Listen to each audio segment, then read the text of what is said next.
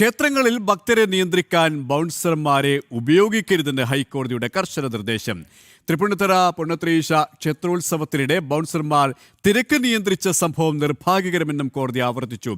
വിവരങ്ങളുമായി രേഷ്മ ബാബു തുടരുകയാണ്. രേഷ്മ, അതിനിശ്ചിതമായ ഭാഷയിലാണ് ദേവസ്വം ബോർഡിന്റെ നിലപാടിനെ ഹൈക്കോടതി വിമർശിച്ചിരിക്കുന്നത്. ബൗൺസർമാരെ നിയമിച്ചൊരു തെറ്റ്, നിർഭാഗ്യകരമായ സംഭവം ഇനി ആവർത്തിക്കരുത്. ഇതുമായി ബന്ധപ്പെട്ട് എത്രത്തോളം കർക്കശമായ നിർദ്ദേശമാണ് കോടതിയുടെ ഭാഗത്തു നിന്നുണ്ടായത്?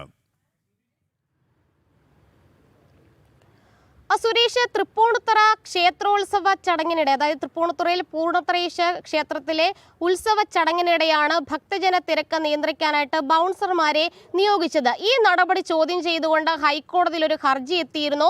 മരട് സ്വദേശിയായിട്ടുള്ള എൻ പ്രകാശാണ് ഇത്തരം ഒരു ഹർജി നൽകിയത്. ഈ ഹർജി ഇന്ന് ഹൈക്കോടതിയുടെ പരിഗണനയ്ക്ക് വന്നപ്പോൾ ഹൈക്കോടതി പറഞ്ഞിട്ടുള്ളത്, സംസ്ഥാനത്തെ ഒരു ക്ഷേത്രങ്ങളിലും ഭക്തരെ നിയന്ത്രിക്കാനായിട്ട് ബൗൺസർമാരെ നിയോഗിക്കാൻ പാടുള്ളതല്ല, ബൗൺസർമാരെ ഉപയോഗിക്കരുത് എന്നുള്ള കർശന നിർദ്ദേശമാണ് ഹൈക്കോടതി ദേവസ്വം ബെഞ്ച് പുറത്തുവിട്ടിട്ടുള്ളത്. അത് മാത്രവുമല്ല, ഈ തൃപ്പൂണിത്തുറ ക്ഷേത്രത്തിൽ നടന്ന സംഭവം ദൗർഭാഗ്യകരമാണ്. ഇത്തരം സംഭവങ്ങൾ വീണ്ടും ആവർത്തിക്കപ്പെടരുതെന്നുള്ള താക്കീത് കൂടി ഹൈക്കോടതി ദേവസ്വം ബെഞ്ച് നൽകുകയും ചെയ്തിട്ടുണ്ട്. ഇന്ന് കൊച്ചിൻ ദേവസ്വം ബോർഡിന്റെ അഭിഭാഷകൻ അറിയിച്ചത്, ഈ സെക്യൂരിറ്റി സ്റ്റാഫുകളുടെ ലഭ്യതക്കുറവ് കാരണമാണ് ഇത്തരത്തിൽ ബൗൺസർമാരെ ഉപയോഗിക്കേണ്ടി വന്നത്.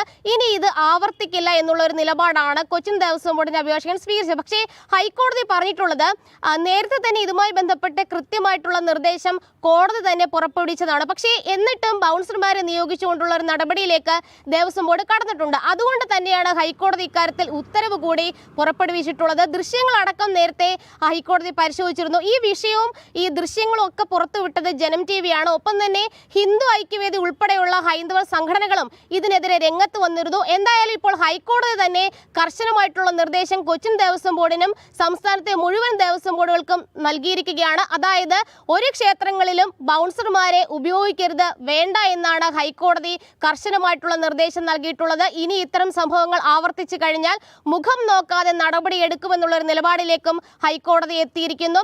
നേരത്തെ ഈ ബൗൺസർമാരെ നിയോഗിച്ച സംഭവം പുറത്തുവന്ന സമയത്ത്, ആ വിഷയം പുറത്തുവന്ന സമയത്ത് ഹൈന്ദവ സംഘടനകൾ അടക്കം പറഞ്ഞൊരു കാര്യമുണ്ട്. കാരണം ഈ ഭക്തരെ നിയന്ത്രിക്കുന്നു എന്ന പേരിൽ ഭക്തരുടെ അവകാശത്തെ ഹനിക്കുന്ന ഒരു സമീപനമായിരുന്നു പൂർണ്ണത്രയീശ ക്ഷേത്രത്തിൽ അന്ന് കണ്ടത്. അതായത് വൃശ്ചികോത്സവത്തിന്റെ ചടങ്ങുകൾക്കിടെയാണ് ബൗൺസർമാരെ ഈ തിരക്ക് നിയന്ത്രിക്കാനായിട്ട് ഉപയോഗിച്ചത് അല്ലെങ്കിൽ നിയോഗിച്ചത്. ഇവരുടെ ടീഷർട്ടിന് പുറമെ പിറകിലായിട്ട് ബൗൺസർ എന്ന് എഴുതുകയൊക്കെ തന്നെ ചെയ്തിരുന്നു. ഈ ഷൂട്ടിംഗ് ലൊക്കേഷനുകളിൽ വരുന്ന ബൗൺസർമാർ അവരെ തന്നെയാണ് നിയോഗിച്ചത്.